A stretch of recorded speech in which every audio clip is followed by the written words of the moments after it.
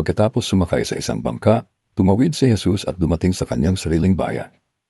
Dinala nila sa kanya ang isang lumpo na nakaratay sa isang higaan. Nang makita ni Jesus ang kanilang pananampalataya, sinabi niya sa lumpo, Anak, lakasan mo ang iyong loob, pinatatawad na ang iyong mga kasalanan. Ang ilan sa mga eskriba ay nagsabi, nilalapastangan ng taong ito ang Diyos. Ngunit palibhasa ay alam ni Jesus ang kanilang mga iniisip ay sinabi niya, Bakit nag-iisip kayo sa inyong mga puso ng masama? Sapagkat alin ba ang mas madali ang sabihing pinatatawad na ang iyong mga kasalanan o sabihing tumindig ka at lumakad? Ngunit upang malaman ninyo na sa lupa ay may autoridad ang anak ng tao na magpatawad ng mga kasalanan, kaya't sinabi niya sa lumpo, tumindig ka, buhatin mo ang iyong higaan at umuwi ka sa bahay mo. Tumindig siya at umuwi sa kanyang bahay. Nang makita ito ng maraming tao, sila ay natakot at niluwalhati nila ang Diyos na nagbigay ng gayong autoridad sa mga tao. Habang si Jesus ay naglalakad mula roon, nakita niya ang isang tao na tinatawag na Mateo na nakaupo sa tanggapan ng buwis. Sinabi niya sa kanya, Sumunod ka sa akin. at siya ay tumayo at sumunod sa kanya. Habang nakaupo siya sa may hapagkainan sa bahay, dumating ang maraming maniningil ng buwis at mga makasalanan at umupong kasalo ni Jesus at ng kanyang mga alagad.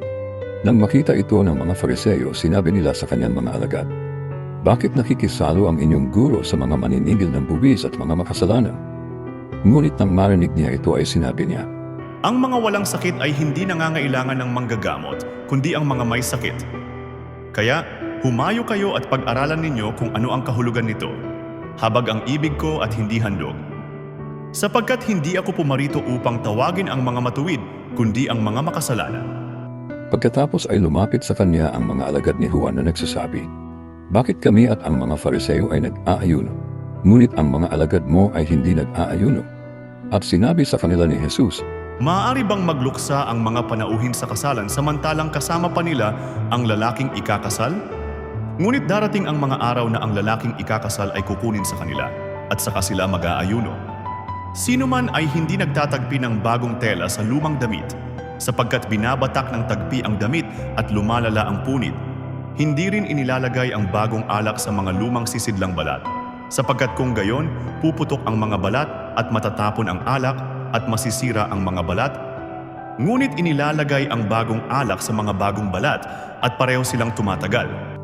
Samantalang sinasabi niya sa kanila ang mga bagay na ito, may dumating na isang pinuno at lumuhod sa harapan niya at nagsabi, Kamamatay pa lamang ng aking anak na babae, ngunit puntahan mo siya at ipatong mo ang iyong kamay sa kanya at mabubuhay siya.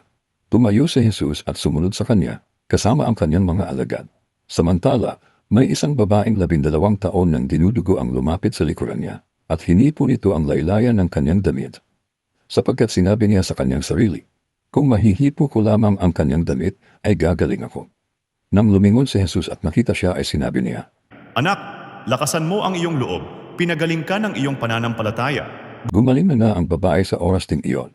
Nang dumating na si Jesus sa bahay ng pinuno at makita niya ang mga manunugtog ng plauta at ang maraming tao na nagkakagulo, ay sinabi niya, Umalis na kayo, sapagkat hindi patay ang batang babae kundi natutulog lamang. at siya ay pinagtawanan nila. Ngunit na mapalabas na ang maraming tao, pumasok siya at hinawakan ng kamay ng batang babae at ito ay bumangon. At kumalat ang balitang ito sa buong lupain iyon. Nang papaalis na si Jesus mula roon, sinundan siya ng 2 lalaking bulag na sumisigaw ng malakas, Mahabag ka sa amin, anak ni David. Nang makapasok na siya sa bahay, lumapit sa kanya ang mga lalaking bulag. At sinabi sa kanila ni Jesus, Sumasampalataya ba kayo na magagawa ko ito?